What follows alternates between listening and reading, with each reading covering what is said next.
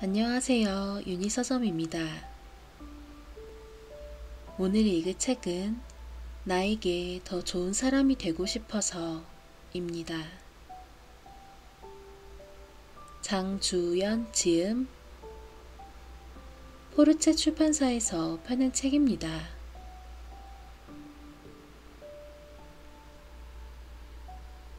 삶은 때로 먼 길을 원한다. 나는 초등학생 때부터 드라마 광이었다. 단막극을 좋아해도 너무 좋아했다. KBS 드라마 게임, MBC 베스트 극장을 매주 빼놓지 않고 봤다. 초등학생 때 할머니와 같이 방을 썼는데 밤 늦게 하는 드라마 게임을 본다고 늘 야단을 맞았다. 중고등학교 때도 마찬가지였다. 내 가장 큰 행복은 드라마 시청. 책을 읽는 것만큼이나 큰 행복이었다.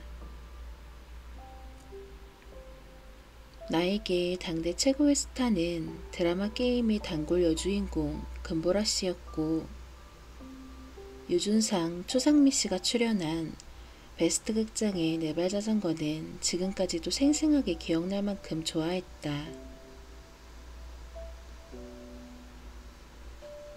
잡지사 일을 하면서 초상미 씨 인터뷰를 가게 되었을 때도 너무 반가운 마음에 네발자전거 얘기부터 꺼냈다. 지금 생각해보면 그 어린 나이에 나는 드라마를 보면서 무슨 생각을 했던 걸까? 내가 경험하지 못한 어른들의 이야기가 난 왜 그렇게 재밌었을까? 그냥 이야기를 보고 듣고 만드는 것을 좋아했던 것 같다.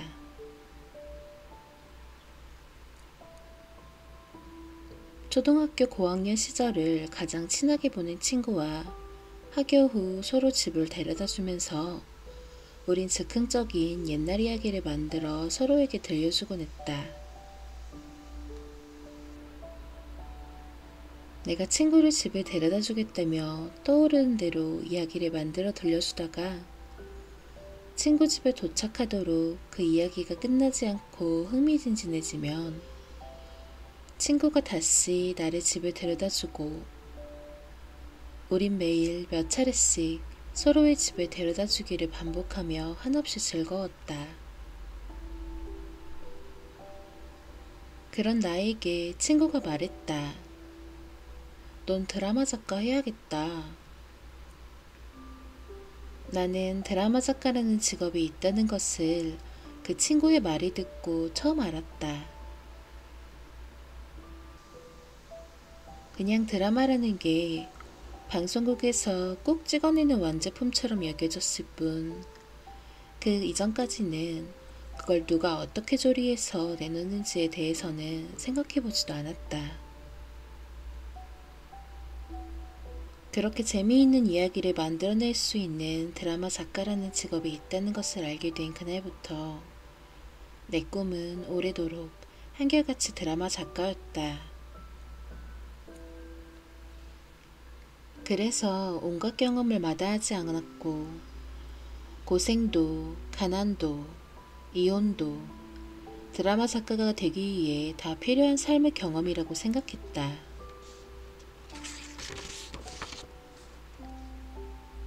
대학을 다니던 때 종합병원이란 드라마가 한창 인기를 끌었다.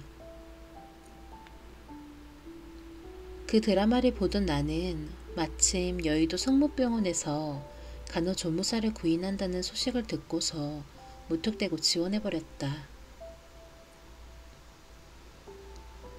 간호조무사 공부를 한 것도 아닌데 공부 삼아 종합병원을 경험해보고 싶다는 생각 때문이었다. 무조건 이력서를 들고 찾아가 다짜고짜 일하게 해달라고 부탁을 드렸다. 드라마 작가가 되기 위해 경험을 쌓고 싶다고. 간호과장님은 그런 나를 기특하게 여기시고 안병동을 한번 경험해보라며 일을 시켜주셨다. 일주일 동안 내가 한 일은 피에 젖은 시트를 교체하는 일, 간호사들의 심부름을 하는 일이 전부였지만 오며 가며 3교대로 돌아가는 병동 생활과 암 병동 환자와 가족들의 아픔을 아주 잠깐이지만 들여다볼 수 있는 의미 있는 시간이었다. 하지만 라디오와 TV를 시작하고 잡지사 자유기고가 이를 병행하면서 눈앞에 펼쳐진 일에 급급하다 보니 그런 열정을 들인 드라마 쓰기는 늘 뒷전으로 밀려났다. 그러다가 29살쯤 KBS 단마크 공모에 겨우 지원을 해서 1차까지 합격했다.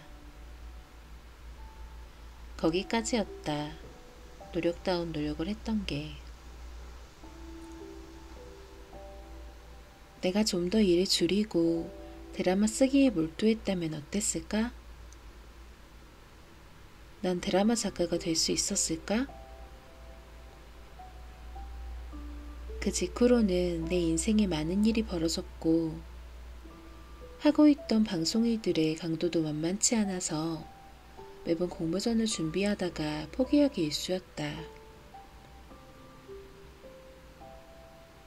공모전에 16부작 미니시리즈를 내보내기 위해 몇 번 시도를 해보긴 했는데 매일 출퇴근하고 다른 일을 하느라 바쁘게 지내고 나면 이야기와 캐릭터, 그 모든 것을 이어가기 역부족이었다. 막장 드라마도 아무나 쓰는 게 결코 아니라는 큰 깨달음을 얻고 나서 난 더 겸손한 마음으로 드라마 작가님들을 존경하기로 했다.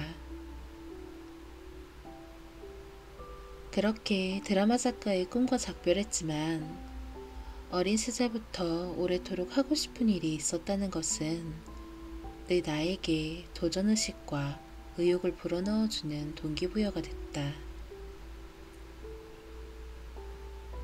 넌 하고 싶은 일이 있어서 참 좋겠다. 친구들이 늘 내게 하는 말이었다. 하고 싶은 게 있다는 것, 꿈이 있다는 것만으로도 부러움의 대상이 됐다. 그걸 찾지 못해서 다들 방황하고 목표가 없는 공부를 하고 있었으니까. 더 이상 난 드라마를 보지 않는다. 드라마를 보지 않으니 자연히 드라마 작가의 꿈은 더 멀어졌다. 좀처럼 드라마를 볼 여유가 없어졌다. 한 번 보기 시작하면 16부작인 경우가 대부분인데 꽂히는 드라마는 다시 보기 무한반복으로 일상이 피폐해질 지경이 됐다. 응답하라 1988, 내 이름은 김삼순, 시크릿 가든은 대체 몇 번을 봤는지 모르겠다. 제대로 빠진 드라마의 열병이 너무 깊어서 거리를 두기 시작한 것이 어느 순간 자연스럽게 TV를 안 켜는 삶으로 정착되었다. 어쩌다 입소문이 난 드라마를 볼까 싶다가도 쉽게 재미를 느끼지 못했다. 크면서 식습관이 달라지고 여러 가지 취향이 달라지는 것처럼 자연스럽게 생긴 변화 같기도 했다.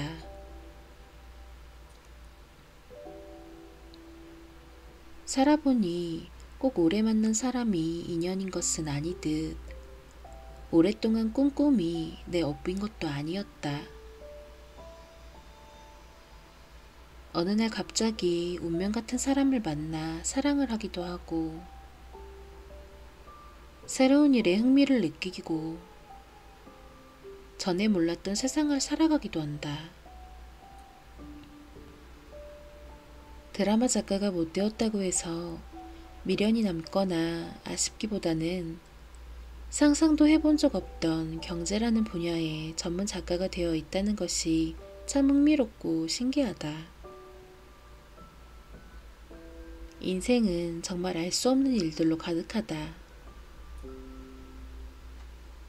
아무리 절실하게 원해도 절대 주어지지 않는 것이 있고 생각지 못했던 일들을 하고 있기도 하다.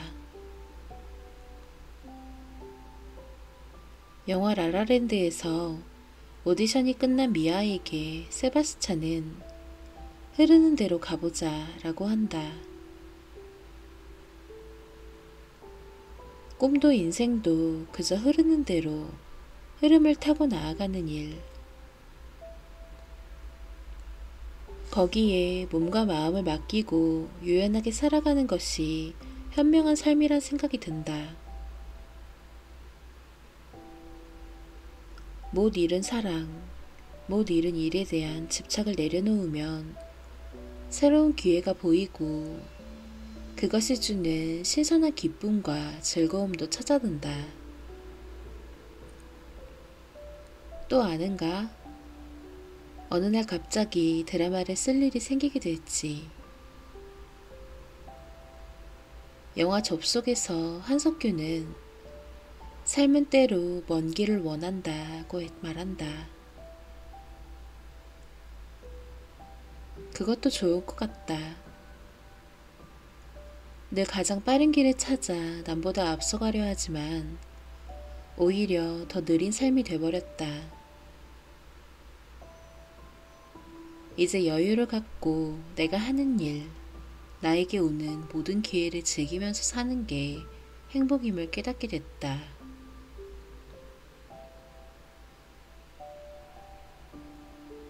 나를 아는 데 걸리는 시간. 살다 보니 인생에 대해 늘 풀리지 않는 의문이 생겼다. 나는 어떤 존재일까? 왜 행복하지 않을까? 대체 내가 원하는 건 무엇일까?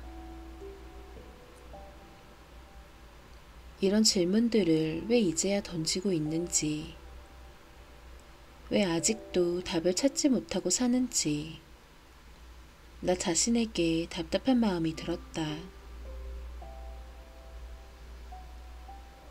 신이 나에게 주신 모든 것, 내 삶에 감사하면서도 사는 게 힘들게 느껴졌다. 애쓰고 살았는데 원하는 대로 인생이 풀리지 않았고, 그럴 때마다 어떻게 해야 할지 막막하기만 했다. 긍정적이고 낙관적인 성격으로 고비고비를 잘 넘기며 살다가도 어느 순간에는 한없이 무너지는 마음. 중년이 되고 나니 그런 마음이 감기처럼 잦아질까 걱정됐다. 어떻게 살고 싶은 걸까? 삶의 안정감은 어디에서 오는 걸까? 생각해보면 이런 질문을 진지하게 던져본 적도 없이 살아왔다. 어느 날 배우 윤여정 씨가 모든 것을 내 탓으로 돌려야 모든 게 설명된다 라고 한 말에 무척 공감했다. 세상 탓, 누구의 탓을 한다고 해도 소용없는 일. 그동안 살아온 결과물과 현재의 모습들에 대해 이해할 수 없을 때 내 부족함부터 인정하며 모든 게 설명되었다. 그렇다면 그 부족함은 어디서부터가 문제였을까? 나란 사람에 대해 너무 몰랐고 무관심했고 나를 사랑할 줄 몰랐던 데 있었다는 생각이 들었다. 늘 남을 사랑하라고 배운 덕에 어떻게 양보하고 배려해야 하는지는 잘 알고 있지만 정작 나를 사랑하는 방법은 제대로 배워본 적이 없었다. 나는 늘 나보다 상대에게 맞춰주는 게 편했고 나의 행복을 타인을 통해 느낄 때가 많았다. 내가 주는 게 받는 것보다 훨씬 즐거웠고 줌으로써 내 존재감을 과시하고 인정받고 싶은 욕구도 컸던 것 같다. 그런데 내 진심이 누군가에게는 당연시되고 누군가는 받은 만큼 계산하려 들고 누군가는 비웃는 것 같고 모든 게 내 맘 같지 않았다. 어느 날 남들에게 잘해주는 내 모습을 보며 지인이 한 말은 충격이었다. 너 노예근성 있니? 더 이상 주는 것이 행복하고 기쁘지만도 않았다. 언제부턴가 나는 왜 이렇게 소모되면서 실속 없는 삶을 살아가고 있을까? 이게 내가 원한 삶인가?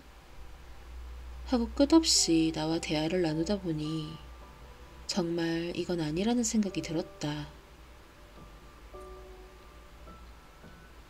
나는 왜 나로서 제대로 사랑받지 못하고 행복을 모르고 살아가는지 화가 나기도 했다. 이제부터 나는 어떻게 살아가고 싶은지, 어떻게 살아가야 행복할지, 어떻게 날 사랑할 수 있는지 그 답을 찾아가면서 살아야겠다는 단호한 마음이 뒤늦게 찾아들기 시작했다. 이제라도 내가 날 사랑하기로 했다. 그러기 위해 나의 정체성 찾기에 나섰다. 마흔 중반을 넘기는 나이에 정체성 찾기? 너 영화를 너무 많이 보더라. 주변에 이런 반응도 당연하긴 하다. 사춘기 때부터 고민했을 정체성 찾기를 아직까지 해야 한다니. 하지만 나이를 많이 먹었다고 해서 모두 철들고 성숙하게 살아가는 것이 아니듯 정체성은 생물학적인 나이와 무관한 개개인의 문제다. 우연히 읽은 세상에서 가장 느린 것들이란 시를 보면서 마지막 한 줄의 크 웃음과 함께 그냥 나를 읽은 듯 했다. 세상에서 가장 느린 것들. 미워하는 사람이 좋아지는 데 걸리는 시간. 사랑하는 연인이 타고오는 전철. 엘리베이터 문 닫히기를 기다리는 3초. 주문한 음식 기다리는 시간. 용서하는 시간. 월급날. 그리고 나 자신을 아는 데 걸리는 시간. 나를 아는데 얼마나 많은 시간이 걸릴지 모르지만 죽기 전에 정체성을 찾고 좀 더 완성된 내가 되었으면 좋겠다. 서툴고 부족해서 겪었던 인생의 많은 불운과 시행착오들이 결코 회한으로 남지 않는 삶. 미완성일지라도 묘비에 죽는 날까지 열심히 부끄럽지 않게 살았다 정도는 새길 수 있는 삶. 그 정도면 의미가 있을 것 같다. 그래서 중년 한복판에 접어든 지금 나는 많이 고민하고 많이 변화하는 삶을 살아간다. 매일 거울을 보면서 얼굴에 나타나는 주름살만 볼 게 아니라 내 마음이 어떤 상태인지, 나에게 소홀한 부분은 없는지 마음을 비춰보려고 한다. 어차피 인생은 마음처럼 되는 게 아니었다. 원하는 대로 끌고 가려고 해도 결코 원하는 방향으로 따라오지 않는다. 어쩌면 평생 원하는 답을 구하지 못하고 살아갈 수 있다. 하지만 나조차 나에게 소홀하던 때와 지금은 다르고,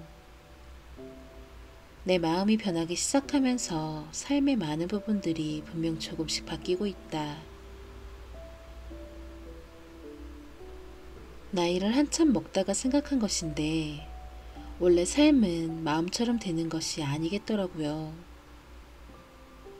다만 점점 내 마음에 들어가는 것이겠지요. 박준 시인이 운다고 달라지는 일은 아무것도 없겠지만 에서 말했듯, 인생은 원래 뜻대로 되는 것이 아니지만 상황이 좋아지든 내가 마음을 고쳐먹든 더 나아질 가능성은 있어 보인다.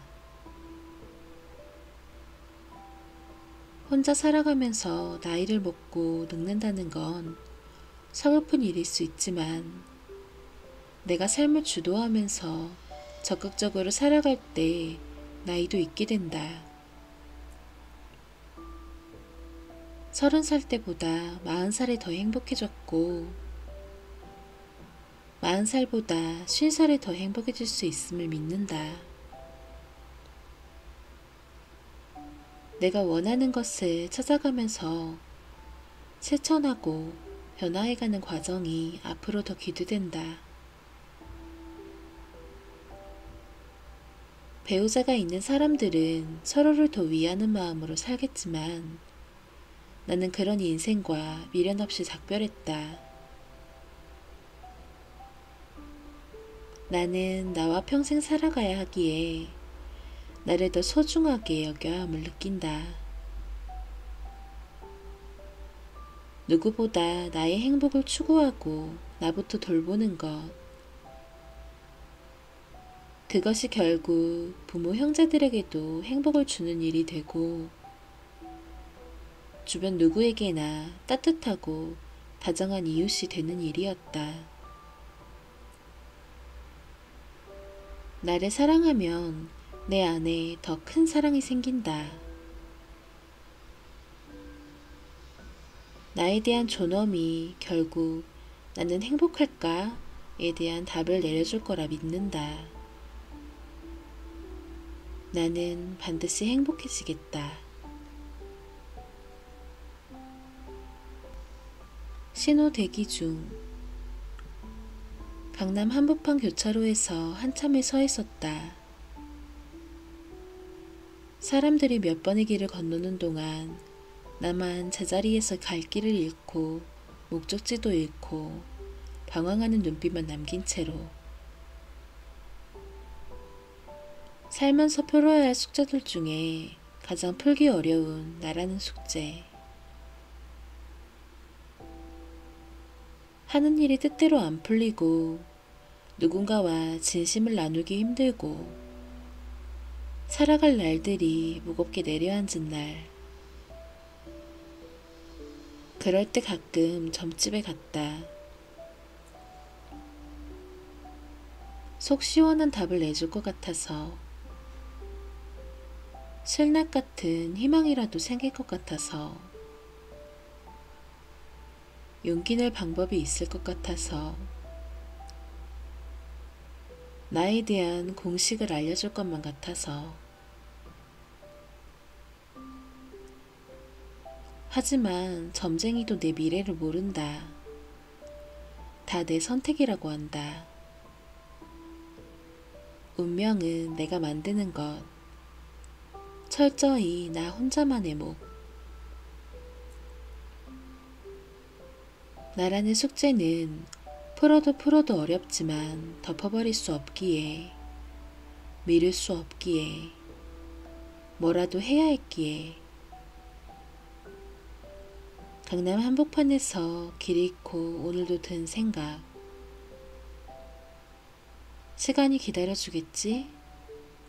나의 방황을, 나의 계절을. 바람이 다정하게 내 어깨 위를 지나간다.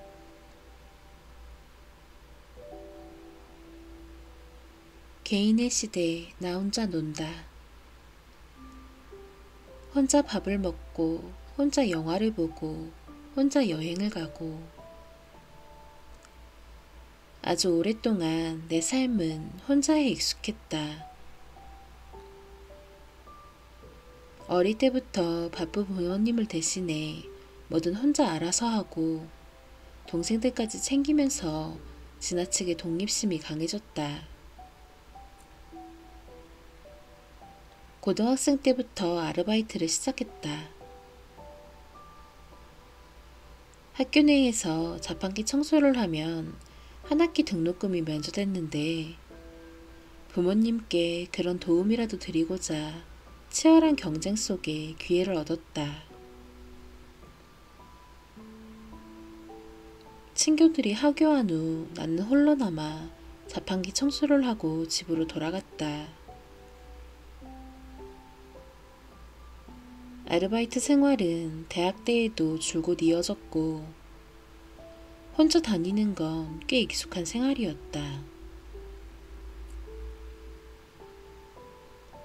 방송 작가라는 직업도 혼자가 최적화된 일이다.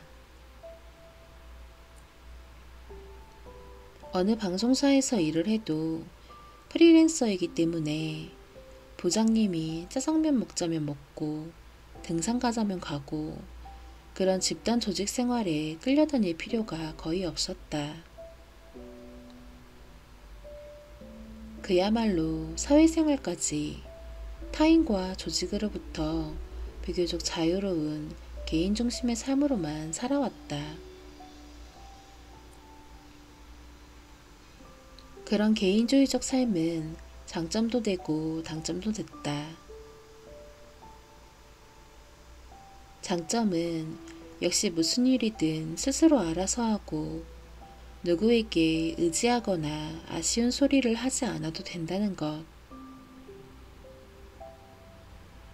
그래서 남에게 폐를 끼치지도 않지만 남이 나를 성가시게 하는 것도 싫었다. 또 성격상 하나를 받으면 하나를 돌려주거나 더 줘야 직성이 풀리는 성격이라서 개인주의자지만 남에게 좀 더 득이 되는 일을 하는 편이었다. 그런 장점은 고스란히 단점도 됐다. 싫은 일은 절대 하기 싫고 싫은 사람은 절대 보기 싫고 남의 일에 대체로 관심이 없었다. 그런데 사회생활을 하면서 싫은 일이라고 안 할 수도 없고 싫은 사람이라고 다 피할 수도 없고 남의 일에 지나치게 무관심한 것도 때론 문제였다. 집단과 우리가 강조되는 분위기에서 나같이 개인주의적 성향이 강하면 마치 이기주의처럼 취급되거나 비난받을 만한 일이 되는 것 같다. 학교, 군대 등 조직에서 길들여진 뿌리 깊은 집단식 속에 개인주의는 좀처럼 존중받기 어려워 보였다. 그런데 코로나19 이후 비대면 사회로 전환되자 자연스럽게 혼자 지내는 삶이 요구되었다. 이제는 모두와 거리를 두고 혼자 밥 먹고 혼자 다니라고 하는 세상.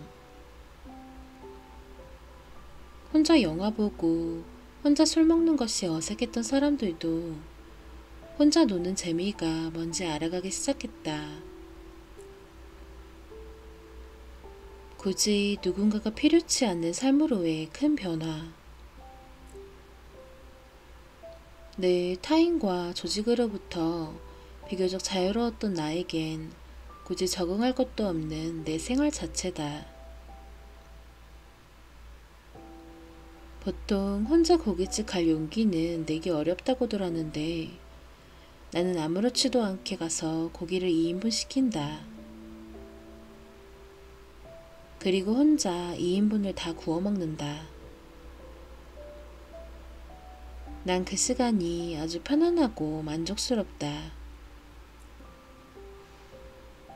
혼자의 시간을 마음껏 즐긴다.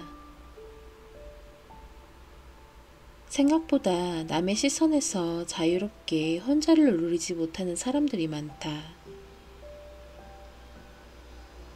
이제 이런 시선과 분위기도 점차 사라지고 혼자 고깃집 가는 일도 점차 자연스러워질 것이다. 원하든 원하지 않든 우리는 앞으로 타인과 조금 더 거리를 두고 살아가게 될 것이다. 남보다 나를 좀 더 중심에 두고 원하는 것들을 선택할 수 있게 되고 집단과 우리 속에 밀려났던 개인들이 자기 행복을 추구하는데 조금 더 적극적으로 변할 것이다. 혼자인 삶이 사회와 타인의 시선으로부터 조금 더 자유로워질 것이다. 누군가에게 나의 행복을 의존하면 즐길 수 있는 세상에 한계가 있다. 어느 날 누가 운전을 해줘야 교회 드라이브라도 간다는 사람에게 직접 운전을 하지 그러느냐고 했더니 운전에 자신이 없다고 했다. 그럼 그 사람이 즐길 수 있는 세상은 딱 누군가 데려다주는 범위까지다. 누군가가 나를 내가 원하는 곳으로 데려다주지 않으면 서운하고 외로워지는 감정도 느껴야 한다. 하지만 스스로 할 줄 아는 게 많아지면 즐길 수 있는 세상이 그만큼 넓어진다. 인생은 결국 혼자 사는 것이다. 혼자 있어도 외롭고 누군가 있어도 외롭긴 마찬가지다. 그래서 누군가 곁에 있어도 독립된 내가 중요하다. 사람들로부터 거리를 두고 홀로 서 있어도 흔들림 없는 내 삶을 살 수 있어야 행복해진다. 남의 시선에서 좀 더 자유로워져야 더 인생을 즐길 수 있다. 나는 혼자를 즐기면서 훨씬 더 자유롭고 더 행복하다. 내 세상은 나로 인해 계속해서 넓어지고 있다.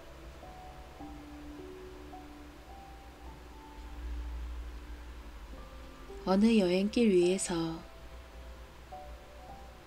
언제부턴가 여행을 가면 길 한복판에서 골목길 끝을 바라보고 서 있고 난다. 내 인생의 길을 돌아보고 어떤 길을 가야 할지 고민하기도 하는 길 한복판. 가끔 이 길의 끝이 궁금해진다. 넓고 반듯한 길에서부터 흐미지 뒷골목까지 펼쳐진 망갈레이 길에서 내가 한 선택. 그 끝엔 무엇이 있을까? 오늘 걸었던 길은 어떤 의미였나? 일상을 벗어나 뜨거운 아스팔트 길을 한없이 걸었던 하루. 초행길에서 온갖 해프닝을 겪고 막막했던 하루. 그렇게 또 지나간다. 한참 잘 온 것 같은 길이라도, 확신했던 길이라도 살아보면 이 길이 아닐 때가 많다. 어느 순간 길을 잃고 헤매거나 방황하고 지레 뒷걸음질을 하는 날도 있다. 길 위에선 언제 누구를 만날지, 어떤 일이 벌어질지도 알 수 없다. 때론 막다른 길, 낭떠러지를 맞닥뜨리는 위기의 순간을 맞을 수도 있다. 우린 늘 어떤 선택의 기로에 서고 그 선택이 잘못된 일은 수없이 많다. 그렇다고 길이 끝나는 것은 아니다.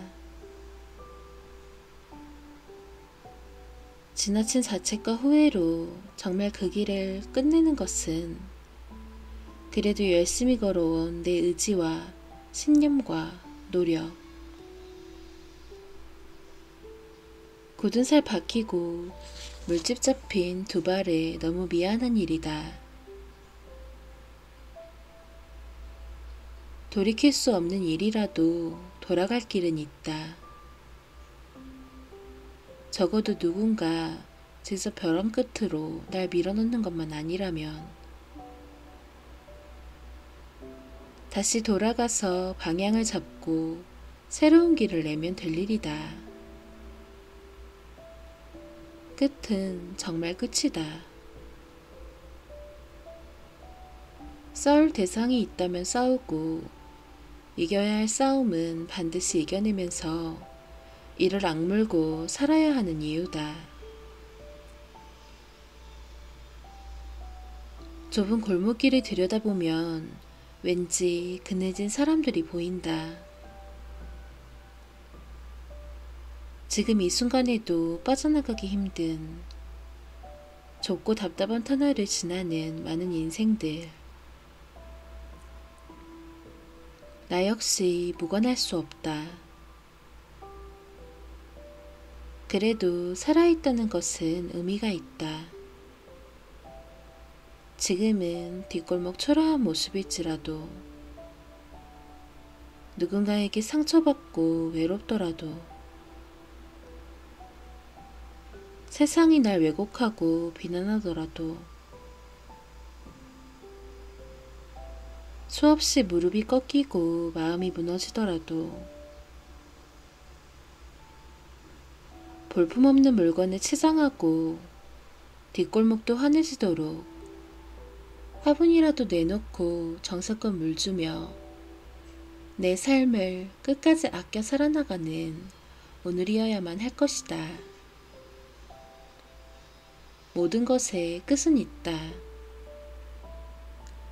단 내 의지로 태어난 것이 아니듯 그 끝도 신의 섭리로, 자연의 순리로 돌아갈 수 있길, 오늘도 묵묵히 걸어나갈 수 있길.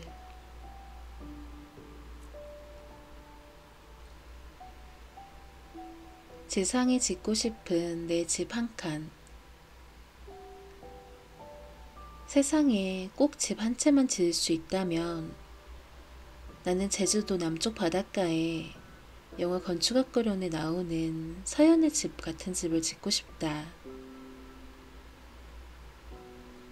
자기가 살고 있는 곳에 애정을 가지고 이해하는 것, 그것이 건축학개론이다 라는 영화 속 대사처럼 각별한 애정을 깃들여 지은 그런 집이면 좋겠다. 강남 수십억 원대의 아파트나 한강뷰 고층 아파트, 강아지도 달리다 미끄러지는 대리석 깔린 집이 별로 부럽지 않은 이유도 그 때문이다. 집안에서 망망대해를 바라보며 살아가는 기분은 어떨까? 남쪽에서 해풍이 불어오고 쏟아지는 햇살을 받으면서 커피를 끓이고 책을 펼치는 그 기분.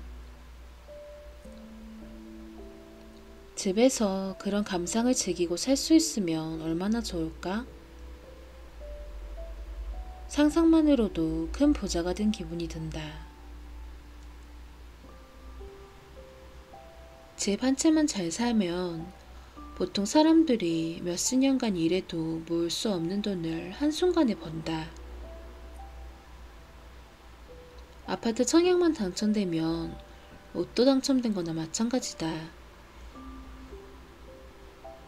부모가 전세라도 하나 마련해주면 인생의 출발선이 달라지고 삶의 질이 달라진다.